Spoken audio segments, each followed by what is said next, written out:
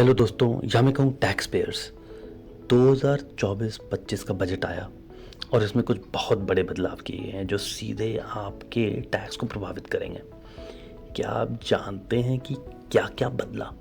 तो बने रहिए इस वीडियो में, क्योंकि मैं आपको बताने जा रहा हूँ बजट की 10 मुख्य बातें जो खासकर टैक्स पेयर्स के लिए हैं। तो पहले बात करते हैं इनकम टैक्स रिजीम की। फाइनेंस मिनिस्टर निर्मला सीतारमण जी ने न्यू टैक्स रिजीम का ऐलान तो करा था, लेकिन उसके अंदर कुछ बहुत चेंजेस भी अनाउंस किए हैं हर साल में। जैसे कि 0 से 3 लाख में कोई टैक्स नहीं होगा, 3 से 7 लाख में 5%, 7 से 10 लाख में 10% टैक्स, 10 से 12 लाख में 15% टैक्स और 12 से 15 लाख में 20% टैक्स और 15 लाख और उससे ज़्यादा में 30% टैक्स। तो अगर आप सैलरीड एम्प्लॉय हैं तो आपको अपने टैक्स पेमेंट में सिग्निफिकेंट रिलीफ मिला होगा और ये सब आपको सेव करने में मदद करेगा। और यहाँ एक और बड़ा चेंज, स्टैंडर्ड डिडक्शन का अमाउंट इंक्रीज़ किया गया है। पहले ये 50,000 था, लेकिन अब इसे बढ़ाकर 75,000 तक कर दिया गया है, मानी कि 75,000। मतलब अब आपको अपनी सैलरी से ज़्यादा पैसे टैक्स फ्री में मिल जाएंगे। ये एक अच्छी खबर है सैलरीड लोगों के लिए। अब बात करते हैं पेंशनर्स के लिए क्या रिलीफ था। तो फैमिली पेंशनर्स के लिए फैमिली डिडक्शन लिमिट जो थी वो बढ़ाकर 15,000 से 25,000 कर दी गई। ये उन लोगों के लिए एक बड़ी मदद है जो पेंशन पर अपनी फैमिली को सपोर्ट करते हैं। तो मान लीजिए कि आपके घर में कोई सीनियर सिटीज़न है और वो पेंशन लेता है, तो उसके लिए उसके हाथ में कुछ एक्स्ट्रा पैसे आ जाएंगे। ये बहुत इंपॉर्टेंट चीज़ है। आई थिंक निर्मला सीतारमण जी ने सबका ख्याल रखा है 2024 के बजट में। तो चलिए आगे देखते हैं और क्या रिलीफ आया। चौथे नंबर पर था स्मॉल बिजनेस के लिए कुछ खास चीज़ें। गवर्नमेंट ने यहाँ भी काफ़ी रिलीफ दिया है। जो businesses new tax regime choose करते हैं उनके लिए टैक्स स्ट्रक्चर को सिंप्लीफाई कर दिया गया।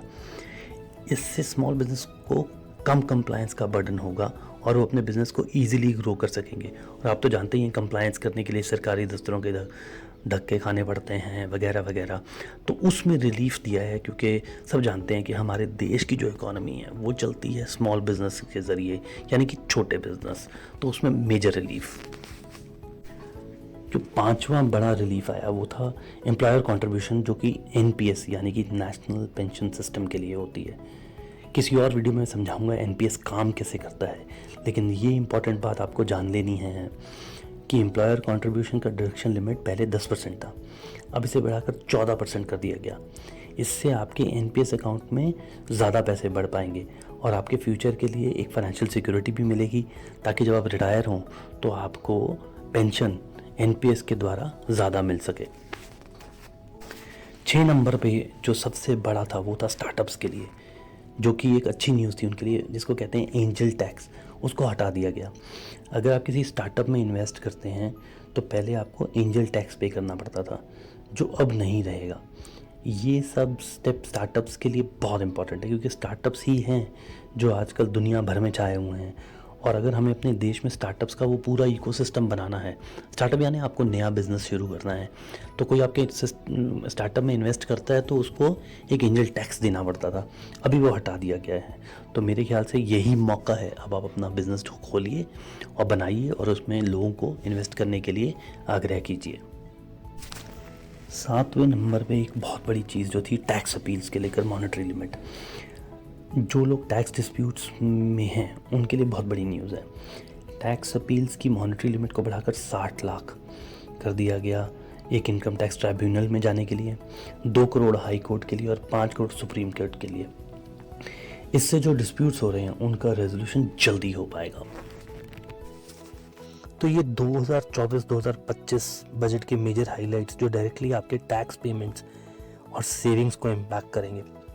अगर आपको लगता है कि ये चेंजेस आपके लिए बेनिफिशियल हैं तो कमेंट करके बताइए। अगर आप सोचिए कि इनके लिए नहीं है तो भी कमेंट करके बताइए। एक पर्सपेक्टिव हो जाता है सबके लिए। अब सोचिए 2025 में क्या होगा। Stay tuned for more updates. और हाँ, अगर आपको अभी तक आपने सब्सक्राइब नहीं किया है तो सब्सक्राइब करना ना भूलें, ताकि मैं आपके लिए ऐसे टैक्स के अपडेट्स और आपके करंट अफेयर्स की नॉलेज और क्या कहते हैं, जब भी बजट आएगा उसके लिए जो भी फ़ायदा होगा मैं आपको बताता रहूँगा और लाता रहूँगा।